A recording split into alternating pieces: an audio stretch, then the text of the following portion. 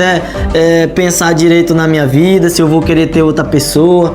Não tem problema não. Agora o que eu não vou admitir é que você fica falando esse tanto de coisa da minha filha e fica fazendo ela fazer as coisas que é pra você fazer aqui. Regis, olha, bora fazer assim então, meu bem. Enquanto sua filha estiver aqui, eu vou ficar na casa da minha mãe. Quando a mãe dela vir pra buscar ela, Carol, eu volto. não tem mais a gente não.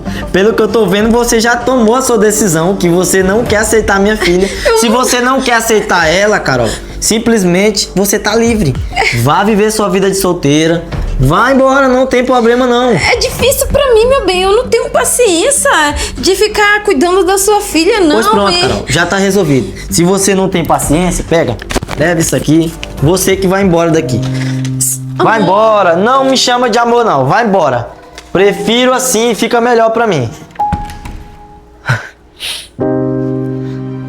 Vem aqui, minha filha, vem. Papai sempre